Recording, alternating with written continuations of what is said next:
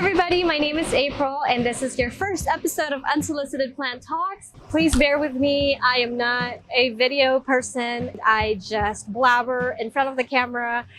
Yeah, I just love talking about plants. Anyways, today your first episode is going to be about trellising. If you guys are following me on Instagram, you know that recently I had just posted videos of me talking about how important trellising your Hoyas is and what does it do if you don't do trellis your plants, and gave you guys some examples. I'm a very visual learner, so I like showing examples, and because of my setup, I was very fortunate to be able to share those experiences with you guys, or those examples. So hopefully this video helps. I just want to make it clear, however, that a lot of the things that I'm going to be saying is based on my own experience. So just because I said one way or a certain way of doing things doesn't mean it's your ultimate rule for growing Hoyas or trellising your Hoyas.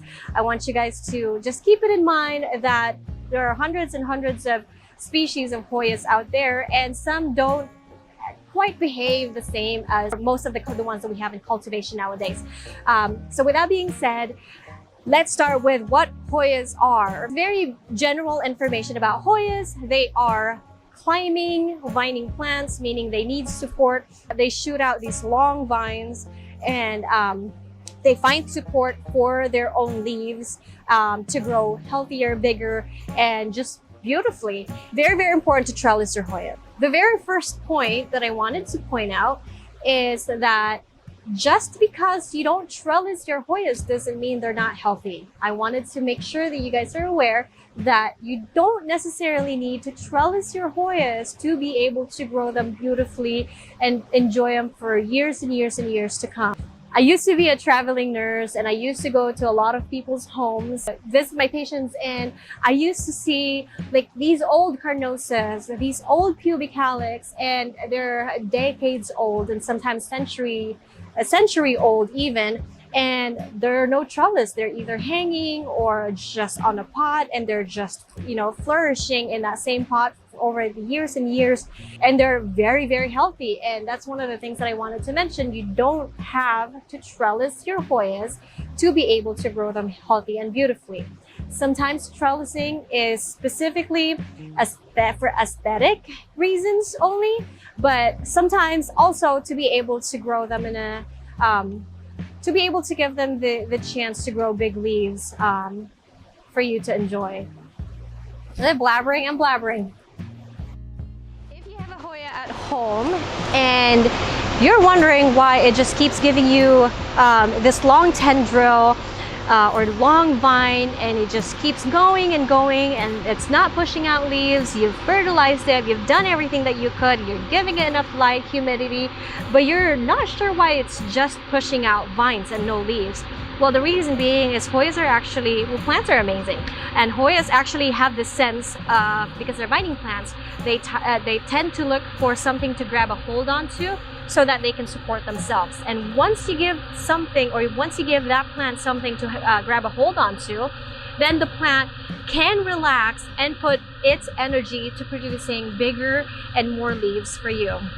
And I actually have really good examples. I did show this on my Instagram videos, but I'm going to show you guys some of the examples because it's just easier for me to explain that way. I'm going to use the same example that I gave last time because I think this is such a good example. This is a Hoya UT163.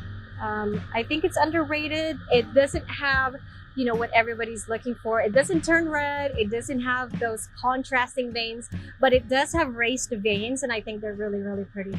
Anyway, I'm Unsolicited Plant Talks for a reason. I go on tangent. This is UT163. It's in a 2.5 inch pot, as you can see right here. And I have a bamboo stick right here to give the plant support. And it's a 24-inch stick, and I wanted to show you guys what it does. Okay, so we have every single node right here, as you can see, have leaves on them. Right there, right there. See, leaves, and there's a baby leaf right here. Right there. Where it stopped having a support, look how long this vine is. and there's no leaf at all on this vine. And that is because the plant is thinking that it doesn't want to push out growth or leaves because it's not going to be able to support itself. So that's a very good example. This is what I wanted to show you guys. Like I said, again, the ones that are supported on this area have leaves, and as soon as the leaf stopped, or as soon as the support stopped, then you have this vine that is trying to find somewhere to hold on to. Okay, that's the first example. All right, next example, I have a Hoya latifolia right here. And same deal right here. This is in a 4-inch pot, and the same deal. I have this bamboo stick that I'm using as a support for the plant, and this is where actually it kind of stopped right here. So it's not growing leaves right here. That's where the original cutting was made. But all of these areas right here where the nodes are at also have at least one leaf growing. And I wanted to actually reiterate or emphasize that these leaves are all still hardening. And the reason why I wanted to emphasize that is I want you guys to know that they're actually growing all at the same time. With the best condition and with the trellis, they're all pushing out new leaves. It doesn't matter how old or how new your nodes are. If given the support, they're all gonna grow at the same time, okay? As soon as it stopped right here, I have a baby leaf right there because the stem is a little bit thick, so it does still kind of like support or hold, like have a support right here. But as soon as it stopped, the support right there, I also have this really, really long tendril, right? And that is because I doesn't have, it's telling the plant I'm not ready to push out growths yet, and I needed the support. As soon I can almost guarantee you that as soon as I support this or give it something to hold on to, these guys are just gonna pop out all at the same time. And that is just like I said, that's my experience here in the greenhouse. There's a reason why I grow a lot of them with sticks. I have a lot of those orchid clips. It really helps a lot with the plant. Now, I understand that at home, you don't really want to use just some boring sticks, you know? So you wanted to kind of situate or trellis it in a way where it's very pleasing in the eye. So when you have company at home, you know, it's a showstopper. And let me show you guys some examples of that one. Since I mentioned the importance of trellising and kind of went over with you guys why you should trellis your plants and what it does to your plant, I wanted to mention now the behavior of the plant that you're trellising. I recommend not waiting until your plant is already toppling over or falling over before you trellis them. If you're planning on trellising them or growing them in a specific way, which is putting them up and clipping them on a beautiful trellis, I recommend doing it as early as possible if you can, just so you can start training the leaves to be facing all upwards. The reason being is leaves tend to grow towards the sun, okay? And if your vine is going down, let me see if I have an example here.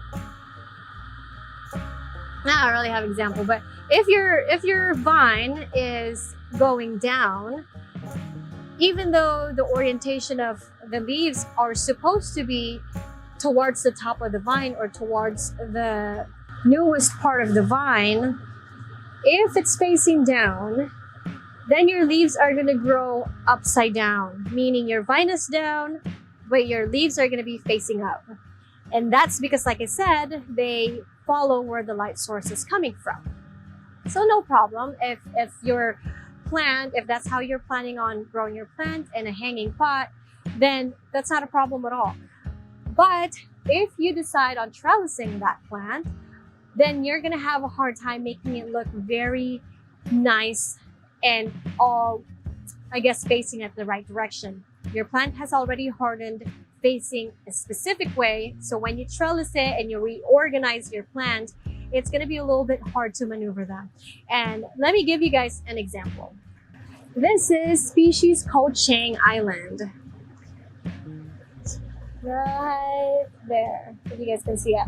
This is species called Chang Island. And I actually started trellising this guy while it was still young. I didn't wait until it has like a really long vine already and has a lot of leaves. I put the trellis up as soon as possible so that I could train it as it grows.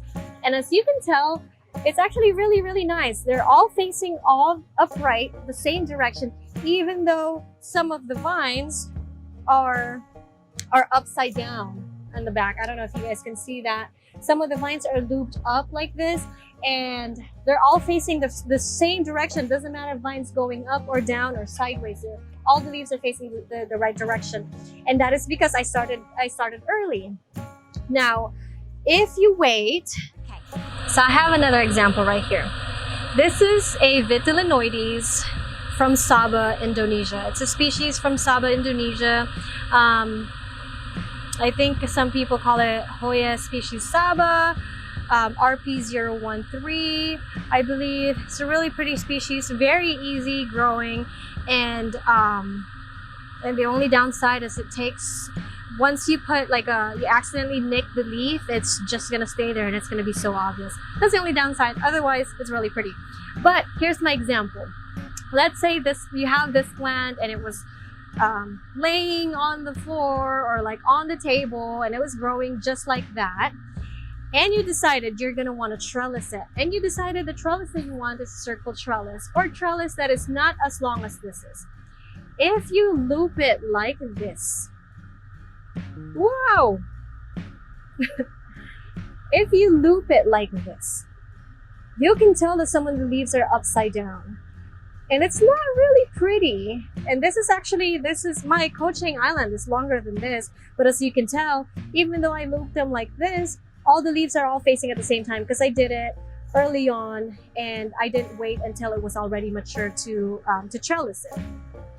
So I don't know if that's making sense. I hope this makes sense. And sometimes I'm not very good at explaining. So you don't really want this. Now, you're not too late, okay? There are different kinds of trellises out there. There's a U trellis where, and there's different like lengths of the trellis. So if you wanted to use a U trellis, you can still do this, and it's not too late for, at least for this plant. This is probably a little bit, like probably 25, 26 inches long. If I put a U trellis right there, it's gonna look really nice. It's not gonna be overly upside down just yet. And from here on, all the new leaves are going to be growing all upwards and all facing the same direction. So moving on with tips and tricks. Now, all of the things that I'm going to be showing you guys is what works for me. Just because it works for me doesn't mean it's what works for everybody. Just because it works for me and I'm telling you this is how you should do it, doesn't mean that's the only way to do it. But I wanted to show you guys how I do it in case you guys are interested and try to like do that with your plants as well. The very first thing that I wanted to show you is one of the biggest questions that I get is, how do I loop my plant without killing the vine? And let me just kind of elaborate that. It is true that when you force a vine to go down, because their goals are always to go as high as they can. It's always upwards. There's no going down unless, you know, like the leaves started growing first and then it's a little bit heavy, then it kind of like goes down. But no matter what you do, that vine is always going to try to go up. Now, if you force your plant to go down, let me see if I can show this. So something like this is actually, in case you guys are interested, this is erythrina. This is one of my favorites at the moment. This is erythrina. It has this like really cool coloration when sun stressed. This is the purple flower variety. So I wanted to show you guys, okay, this part right here. When I started trellising this plant, yes, it is true that when you force a vine to go down, it's gonna die right there. Oh, can you see it? Oh. Okay, so it's gonna die. You see how like you see how it died right there? And this vine right here, it's gonna actually give you a new growth point of where the highest part of that vine is at, I don't know, am I making sense? I don't think I'm making sense. Okay, so I looped it down, right? They don't like going down.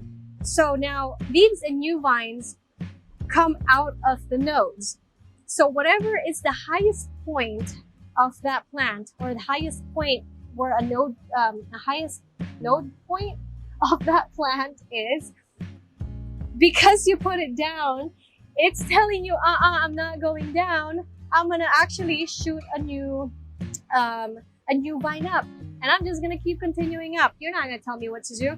So that's pretty much what the plant is telling you, because you're forcing it to go down. Now the question is, well, how am I gonna trellis my plant if every time I'm gonna loop it down, it's gonna break or it's gonna die? Well, there's a trick to that. You don't want to trellis it too tight. As you can tell right here. Let's see. So I have this vine right here, and it's going this way, and you see how loose this is? This is very loose, and I kind of just looped it down. This is still loose around this area, and here's my vine, and you see how it hasn't died yet, and it's still very fresh and very new. So this guy is actually going to continue shooting out longer vines because it doesn't have a support right here. Also, that's also another thing that I wanted to mention. You don't want to, so these guys are still very, oh, sometimes I forget I have to show them the camera. These guys are still very short, in my opinion. So these guys I'm not going to touch. I'm going to wait for it to grow longer and longer. And, you know, this is how I kind of maneuver it, or I kind of use the vines to my advantage. Remember, I told you, if you don't give it support, it's just going to give you a long vine, but it's not going to grow leaves. So actually, I'm using that to my advantage. So I'm letting it grow with a really long vine. This is actually, I would say, is the best method that has worked for me. I let it grow as long as it can. Okay, even though I have little baby leaves right there, I'm not worried about them growing in a certain way. Okay, so I'm gonna let it grow as long as I can until I can loop it back to where the end is gonna be facing up again. Let me see if this has an example. No, this is not a good example. I don't have one right here right now. Right now, but I don't know if you guys kind of get the point. I'm not gonna loop this back because if I can almost guarantee you, if I force it down, these are all gonna die. The tips are gonna die, and it's just gonna keep giving me new shoots on the top, which is also not a good, which is also not a bad idea. But that's an example for that. Let me see if I can find another example. Here's one. I guess I kind of found one. This is Hoya rigida, short leaf. I should have cleaned the leaves first, but hey, you get what you get. These are still really pretty in my opinion. Okay, so this is rigida short leaf, and it has this very, very long tendril or vine. Woo, it's just, can you see? So I have this like really long vine that was just like free hanging right there. So if I were to trellis this guy, I'm going to just lightly pull it right there. You see how I still have a lot, see how I still have a lot of slack right here? You see how right there? I'm going to, let me grab a little bit more. Okay, I'm going to loop it down. Now I have a clip right here, and what I'm gonna do is I'm just gonna clip this to one of the vines very loosely, so you can still see that the plant is not all the way tight against the trellis. I looped it back, so you can see right there. I clipped it right here. So now I'm left with this, right? With this vine that is just pointing down. Now, I can't promise you that it's gonna die or it's not gonna die if you leave it like this, but I always recommend looping it back up if you can. And here's another trick that I do is I put a node against the media or against the soil or whatever you want to use, and I usually pin this down. I don't have a pin with me right now. Oh, steal one from a plant. So I'm going to pin this down. Well, I'm really not good at this YouTube thing. There you go. I'm gonna pin this down right there. It doesn't have to be buried. It can just be laying on top of your media. And you see how this guy is going up again? So the plant doesn't even know that you trellis it. The plant doesn't even know that you looped it around because you ended up putting it going upwards again, like the very end. So now this plant is good enough. This is actually going to grow leaves from each node. And not only that it's going to grow leaves from each node, this node that I pinned down, that's also going to grow, it's not going to grow leaves, but it's going to grow roots for you. So now technically you have a stronger plant, because even if, let's say, the original plant right here dies off of, I don't know, whatever it could be, maybe whatever happens, right? If this one dies off, then you're not completely out of luck, because now you have another one that's also rooted, that's also connected to the same plant. So even if you chop this one, because this one is rooted, you're still going to have a lush, and your plant is still going to be able to uptake all of the nutrients that it needs. So that's another trick that I wanted to share with you guys. Okay, here's an example. This is not a very pretty Wilbur Graves, but I love this one so much. This was a gift from a friend. But here's a good example. You see how I loosely kind of just trellised it? You see how it's kind of like free hanging, but also still giving it support. So here's what I'm trying to say. I loop it back, and I usually pin, I don't know if you can see, the stem down, and especially the node down, back to the soil. Can you see it? Okay, right there. The stem is going back to the soil. As you can see right there, it's got a new root. So it's rooting from there, and the plant continues to grow from there to here. You see how like the trendle's going up again? So that's another trick that I wanted to share with you guys for a healthier and a stronger plant. She may not be pretty yet, but I started with 4 leaves, 1 node with this one, so I'm really, really proud. If you guys are following me on Instagram, you know that I did just recently post a poll after I uploaded those stories about trellising your plants. I did post a poll of what other questions you guys may have that I did not talk about. And let me try to answer some of those for you guys. Let me just find the questions somewhere over here. All right, first question. If you have a long runner, will it grow leaves once you trellis it, or is it just going to be a runner? When you have a long runner, it's eventually going to push new leaves, new growth, as soon as it grabs a hold onto something. So as soon as you give it trellis, it's going to start pushing out new leaves for you. It's not going to stay a runner forever as long as you give it support. Are carnosa varieties a need to trellis, or are they just okay hanging? You kind of have this fine line in between which Hoya should I trellis and which Hoyas should I not trellis. Well, the very general answer that I would give you is trellising is a personal preference, okay? So although I'm telling you that it is beneficial for large Hoya or large leaved Hoyas to be trellised, doesn't mean they're not going to grow beautifully. So if you like to grow your Hoyas hanging in a hanging pot, that's completely okay. If you like to trellis your Hoyas, that's also completely okay.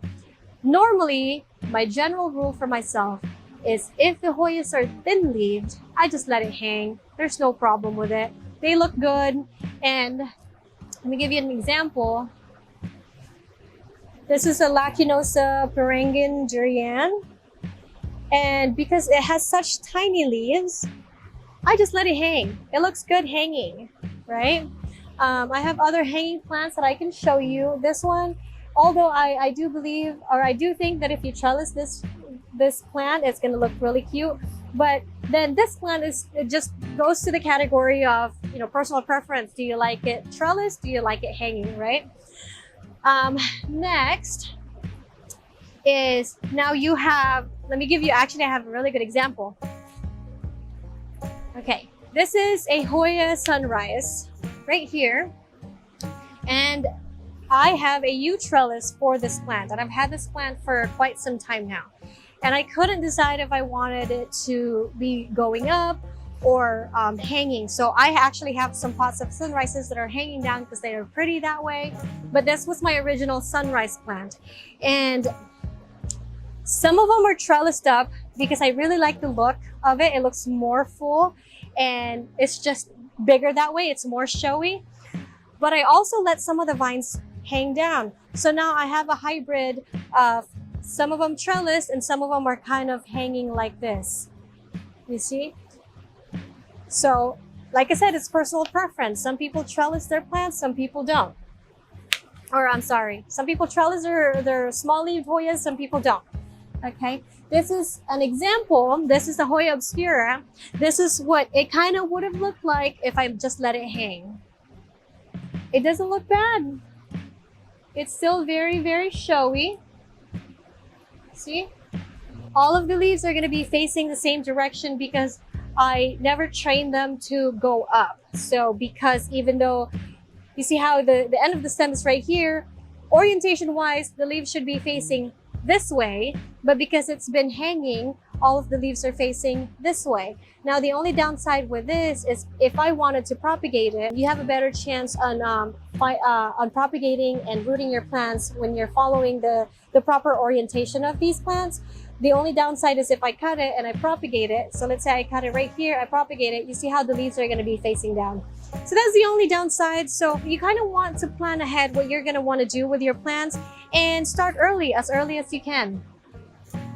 See, if you're unsure if you want to trellis a plant or not, grow two plants, one trellised and one hanging. And a good thing about Hoyas, they grow pretty quick. So this is a Hoya obscura. Really pretty plant, hanging. And this is a sun-stressed one. What other Hoyas don't need trellises, like pachyclada with such a thick stem? I do have pachycladas. I do have the outer variegated ones. Unfortunately, I just haven't had a chance to try and see if I can trellis them and how they're going to be because they have such thick stem. It's one of those plants that you really have to decide early on. You can't just wait until it's all trailing later on and trellis it because it's very thick. Let me show you guys. So this is the pachyclada outer variegated. Really thick leaves, and it's not just leaves that are thick. See right there? I don't know if you guys can see it. It's my favorite. It's my mama plant. It's one of my favorites. But it's only the leaves that are thick. It's not quite the same as your typical Hoyas. You see how thick these stems are? If I force this guy to go up, it's gonna break. There's no trellising this guy. This is how he's going to be living for the rest of its life or until I chop it. Okay? And there's no problem with it right now.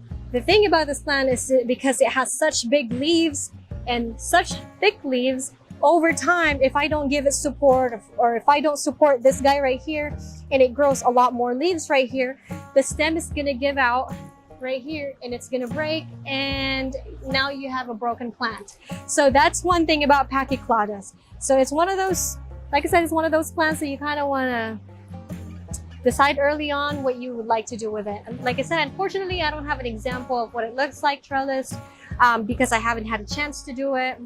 But they're fairly fast growers, so maybe I'll get to that as soon as I can. Is it bad to use copper as a DIY trellis option? I personally have never used it. I haven't had a chance to be able to use or create my own trellis, but in my opinion, I don't think they're strong enough to actually kill or damage your plants. However, like I said, nothing is absolute. So if you're trying or if you're wanting to buy a copper and make your own trellis, try to find something that's coated. There are some copper out there that you can buy that are coated so your plants are not directly touching the copper. Okay, next question. How do you keep mold off wooden ones? High humidity always does this to me. That's it. You have such a high humidity and not enough air circulation, and that's why molds are starting to grow. If you have good air circulation, that shouldn't be a problem. It's also good to have air circulation, not only because of the mold on the trellises, but also it prevents fungus to grow on your plants. Why do some vines dried up after I trellis them? Because you trellis them too tight. Most of the time, that's the reason why. The vines don't like facing down, as I mentioned earlier. And especially if you force them to the trellis too tight and it ends up facing down, then they're gonna dry up and they're gonna put out a new shoot from the very top of where it starts bending down. Very top of the Hoya, the highest point, the highest node point of your plant on the trellis. What type of trellises work best for Hoyas and plant in general? Any trellises work. There are plastic trellises, there are wood trellises, metal, any trellises work. It's all kind of a personal preference. Me specifically, I personally buy trellises. Okay, number one, I buy bamboo trellises because they are sustainable and they take a long time to rot over time. With metal, depending if you have coats on it, then it can rust over time. I mean, you got to think about it. You're constantly giving these plants or these materials humidity or condensation, and just kind of keep that in mind over time. How long are you going to be using that trellis for, or how long are you going to be keeping that trellis on that plant? For me, I use bamboo because it's sustainable. It takes a long time for them to rot, and honestly, it doesn't matter to me because my goal every time is to grow my plant so lush and so bushy that it covers the trellis anyway. So you kind of want to keep that in mind. For me, personal opinion, there's no reason for me to buy trellis with glitters, for example. I mean, it's because my goal is for the plant to cover the whole trellis anyways, like it's non-existent. However, sizes and shapes vary, and that's why I have a long, tall trellis, I have a U trellis, I have a circle trellis, because that's kind of what's going to mold your plant. But other than that, it's all personal preferences. What do you do if it's already throwing a runner? Do you chop and prop? No. Like I said, just let it keep growing until you think it's long enough for you to be able to loop it back up. As long as it's long enough and you can lightly clip it to your trellis and clip it to where the end of the vine is pointing up, then you should be all right. I just answered this question. When do I start looping a vine on a circle trellis if I don't have space to keep going vertical? Like I said, if you feel like it's long enough, depending on the trellis that you're using.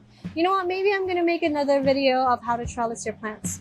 Maybe. Can I provide support and keep the plant trailing if it's pushing out runners? Yes, you can. How to train thick vines on a trellis. My carry vines are so thick, they break when they bend. So there are certain Hoyas, just like the pachyclada that I showed you guys, there are certain Hoyas that sometimes it's just a little too late for you to be able to trellis them in a specific way. So you can only work with what's gonna come next. So trellis it now, and once kind of like maneuver the vine as much as you can to where the new growth are gonna be facing your trellis. And when the new growth comes up, then you can clip it on the trellis. Otherwise, don't force it or else you're gonna break your plant. Does Hoya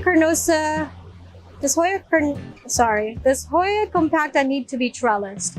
Personal preference. I haven't personally seen them trellised, but I don't see why you can't. Is it true that copper wire as a trellis will stunt the growth of the plants?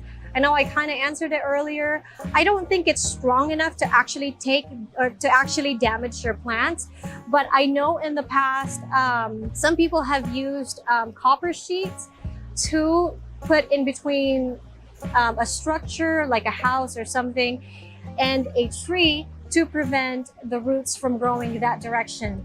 And with that logic, I think that it does make a difference with the growth in a way. It can stun the growth of your plants, but I don't think it's gonna be to a point where your plant's never gonna grow. Is it okay to let vines twist around each other, or does that prevent leaves from coming in? It's okay to let them twist against each other, because what happens is they're just creating their own like structure or something to hold on to. I have so many plants here that I have like 6, 7, 8 vines that are like twisted all together, and they're very, very strong, and they're actually able to keep themselves up like that, and they start growing leaves. So it kind of gives them the illusion that they're supported, so they actually start growing leaves. What happens if the vine lets out a little sap? I trellised my Nova Ghost after I saw your Instagram. I'm so sorry. If it lets out, it depends. Where did the sap come? Where did the sap come out of? I don't have a good one right here. Sometimes when you bend woody or kind of thick stems of the Hoyas, it does kind of bleed, which is the white thing that you see. Depending, carnosas, they're not white. They kind of bleed, they let out a little bit of sap, but that's completely okay. It's like, you know, scratching yourself, you bleed a little bit, they clot, and they actually prevent you from bleeding yourself to death. So that's the same thing for Hoyas. So no need to worry about that. Does it stress out the Hoya if you take it off the trellis to water it? Like if the trellis is my shelf / wall, I personally don't think that it stresses them out, because you're not touching the roots, you're not moving the roots, you're not ripping them off. It will stress me out. Can you imagine having to like remove your plant? Well, you are doing it, and kudos to you, but I don't think I could remove it every time I have to water my plants. So it's gonna stress me out. As far as the Hoya, it's not gonna stress it out. Okay, this is an unpopular opinion, okay? This is the question. Any tips on trellising a Hoya that already has a vine that's not easily manipulated, or is it too late? My personal opinion, like I said, an unpopular opinion, I would chop that and start all over. So I would chop the plant and trellis it and let it grow from there on. And then multiply your plants, the more the merrier, right? When do we add a trellis? I have several new small plants from UPT with long stems but tiny pots. You can trellis it as soon as you can. If the plant is long enough or big enough, I know I have been selling a lot of large plants in a 2.5 inch pots. You guys don't have to wait for them to acclimate, really. You can repot them. Now, I guess it's a very general thing or a very vague thing to say. If you're ripping everything out off of the roots because you wanted to transfer it to pon, you wanted to transfer it to leca, then it's going to stress the plant out no matter how long you let it acclimate. Now, what I recommend is, let's say you get a plant. Okay, this is a verticillata. You wanted to repot it because you feel like there's not much roots just yet. So you wanted to repot it because it's so overgrown. I would just shake and let all of the other husk fall off, but whatever's attached to the roots itself, I wouldn't touch it, because the husks are actually very, very good and actually gives you a lot of airflow when you're mixing it with a soil mix. I add the trellis right into the pot. It's in already. I worry about disrupting it or the roots. Yes, you can, and you will break those roots, but not a problem. Well, I guess it depends. How much roots do you have there? Do you only have like 3 roots? And if you accidentally like break 2, then you're only left with 1. Then your chance is kind of low. You kind of have to reroot the plant. But if your plant is already established, just jam it in there. Because what happens is, you know, if you guys don't know, there's a thing called root pruning. People prune roots so that they will grow more, I guess they would expand more, or they will grow more roots. So instead of 1 root, if you chop it, there's a possibility it'll grow 4 roots. So it's actually really good. You don't have to worry about breaking your roots. Is it too late to trellis? And what do you do when it needs a new one? Okay, so I wanted to show you guys this plant. This is a Hoya obovata, and it's actually one of my favorites. And as you can see right here, if I tilt it or if I put it this way, I have a hoop trellis back there, but the plant just got too bushy already and it doesn't have much areas to hold on to anymore. So instead of removing the old trellis, remember I told you guys that I trellis my plants, not thinking that the plant's going to be lush and cover the trellis anyway, so I don't have to worry about what kind of trellis I use, or I guess like what my trellises look like. And that is the reason, because the plant is covering the trellis and it's not really that big of a, like, it's not an eyesore in my opinion. I just put this big 3-foot trellis that I got from Amazon. I don't know if you guys can still see. I just put this big 3-foot trellis and I just let the plant climb that way. Can you say And they're all facing all upwards, and eventually it's gonna cover this whole area. You see how right now you can still see that there's like holes over here, obviously. Well, so was this one. This is also a U trellis, just a little bit shorter. So over time, this is gonna be covered as well. So it doesn't really matter to me what they look like now. So yeah, I think that's a really good example. How do I know if my plant is too crowded on the trellis? It's just getting too much. It doesn't have anything to grab a hold onto anymore. Or if your leaves are growing in between the vines or the stems, and because it's growing in between, it's getting squeezed, then maybe it's time for you to upgrade. Now you have an option. You can remove the old trellis, or you can just re-trellis on top of what you already have. Personal preference. How do you really define small versus large leaf? Like, where do you draw the line size-wise? Kind of hard, right? So obviously I would say, like, you know, lacunosa, sunrises, obscura, those are all small leaves in my opinion. And then you have, you know, teddy bear, joy, latifolia, sarawak, those are all large leaves. But then what if you have something like this, right? And it's not quite small, it's also not quite big. So where do you draw the line? Then that will become a personal preference, in my opinion. Do you want to trellis it, or do you want to hang it? Just like carnosas. You can trellis the carnosas, you can let them climb up, or you can grow them in a hanging basket, and they both look wonderful. How do I determine the size of the trellis? Plan ahead. How big do you want to grow that plant? I know it sounds insane sometimes, right? Like that 3-foot trellis, if you have a 4-inch pot, you're not going to use a 3-foot trellis. It also depends on how fast your plant is growing. So let's say you have an Archboldiana albomarginata, one of the slowest growing Hoyas that I've ever grown. I'm not necessarily going to put like a huge trellis for that one. I'm probably just going to stick with a U trellis, a regular 12-inch or 12 to 18-inch U trellis, and just let it climb there, because I know that it's going to take probably years for it to be able to fill up that thing anyways. Like, for example, I have hypolasia right here, and if you don't know what hypolasia is, or have never heard of hypolasia, actually this really cute plant right here, I don't know if it's focusing. It's very fuzzy. Anyway, don't get distracted. It's been like this for a year now. It hasn't done much. It's a very slow growing Hoya, and I just put a hoop trellis, and this is gonna be probably my max size. If it ever becomes too much for the plant, then I'm just gonna start chopping and propagating. But because it's such a slow growing plant, I just use a small trellis. Now, if you have obovatas or violas, what else are like fast growing? Vitellinoides.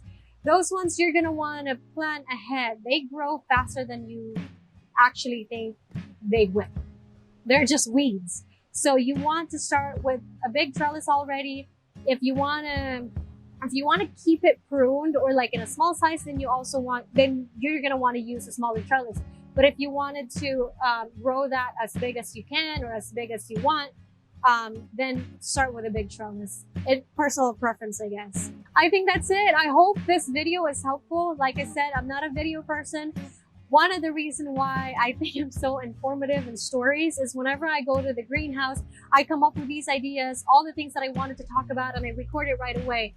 Because I had to plan this video, I feel like, oh my gosh, what am I gonna say? You know, what's the proper order? So sorry if it's all over the place. Bear with me, it's my first video, and hopefully I can show you guys, or I can teach you guys with some other stuff in the future. If you guys like this, let me know. If there's any concerns, questions, let me know. But other than that, those are the very important things that I feel like you should think about when trellising. I'm going to do an unsolicited trellising video. So if you guys want to see that, just let me know. Otherwise, thank you for watching, and I'll see you guys next time. Bye.